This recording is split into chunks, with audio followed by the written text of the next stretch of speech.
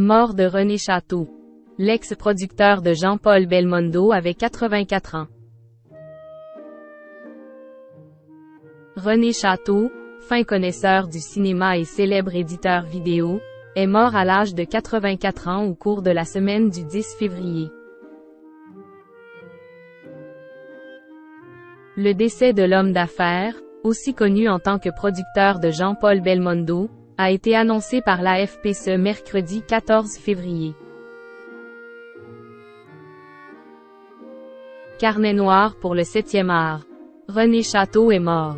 Celui que l'on surnommait la mémoire du cinéma français, en référence à son catalogue indépendant de films, est décédé à l'âge de 84 de cause naturelle, dans le golfe de Saint-Tropez au cours de la semaine passée, selon Var Matin. Il nous a entrouvert les portes du rêve et du souvenir avec sa collection de films exceptionnels. La mémoire du cinéma français. Il va cruellement nous manquer, ont communiqué les éditions René Château à l'AFP, qui a relayé accent aigu la triste nouvelle.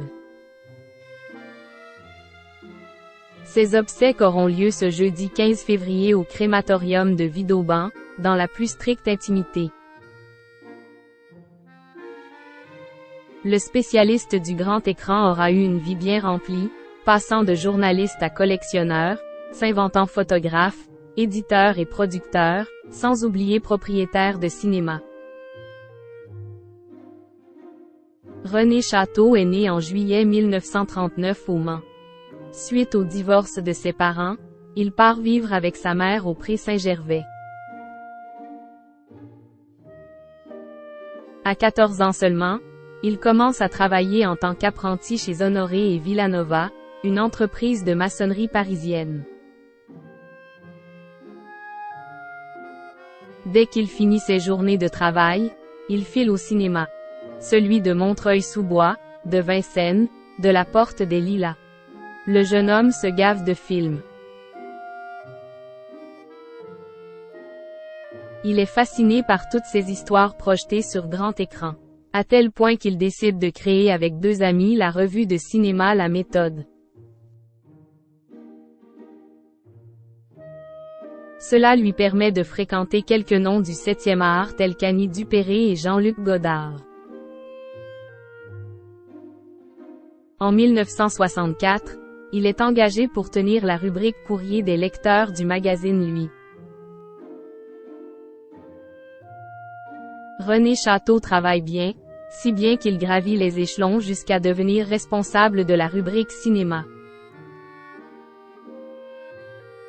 Un poste qui lui permet d'interviewer Jean-Paul Belmondo en 1965, sur le tournage de Pierrot le Fou, réalisé par Jean-Luc Godard.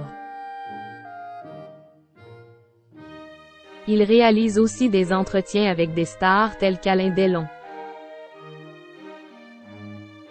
Le journaliste est tellement passionné de cinéma qu'il finit par en acheter un cette même année, le Napoléon, entre le 16e et le 17e arrondissement de la capitale. Il crée aussi un hebdomadaire professionnel baptisé le Journal du Show Business. Le duo Belmondo-Château, une formule gagnante. Au bout de 2 années passées dans la presse, René Château a envie de nouveaux horizons. Resté en contact avec Jean-Paul Belmondo, il devient son homme de main multitâche, réalisant un travail d'attaché de presse, de publicitaire. Il réalise l'affiche de son film Peur sur la ville, et même d'actionnaire de sa société de production Cerrito Film.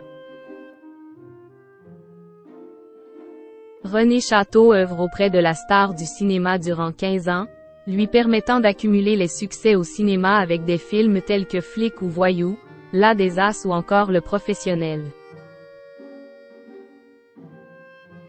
En 1980, celui qui est alors en couple avec Brigitte Lahaie propose à l'acteur de devenir distributeur de ses films en créant Cerrito René Château.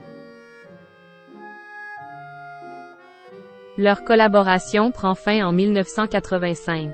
La faute à une ou deux interviews auxquelles René Château a répondu à la place de Jean-Paul Belmondo.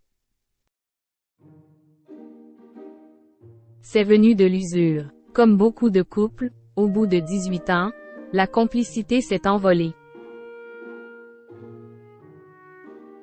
La cassure s'est produite durant le tournage de Joyeuse Pâques. On s'est notamment accroché sur le panneau promo conçu pour le Festival de Cannes. Mais je n'en garde aucune amertume. J'admire le sens inné de la comédie de l'acteur, concluait-il, dans des propos rapportés par Varmatin. Un collectionneur fou de cinéma. En parallèle de ses activités avec Belmondo, le spécialiste est recruté par le Hollywood Boulevard pour programmer les séances des 3 salles du cinéma. C'est lui qui a l'idée en premier de diffuser La Fureur du Dragon avec Bruce Lee en 1974. Son travail de programmateur lui donne la folle idée de lancer seul, sans aucune aide financière, la restauration de films français dans une collection vidéo appelée La Mémoire du cinéma français. Il sort Massacre à la tronçonneuse en 1980 sous forme de vidéo pour contourner l'interdiction de le projeter en salle suite à la censure instaurée par 5 ministres de la Culture. C'est un véritable carton, qui permet à l'éditeur d'amasser assez d'argent pour continuer son projet. Le collectionneur acquiert la Villa des Parcs en mai 1985 et en fait un sanctuaire de toutes ses rééditions vidéo. Il tapisse les murs de sa demeure avec des affiches de films, comme dans un musée. René Château sort en VHS puis en DVD des milliers classiques comme Si Versailles m'était compté, La fin du jour, La belle équipe, Les diaboliques, Classe tout risque, Boule de Suif. Grand amateur de photos de films, il publie aux éditions La Mémoire du cinéma, 2 ouvrages consacrés aux plus belles affiches du 7e art. Une passion qui l'a animé jusqu'à son dernier souffle.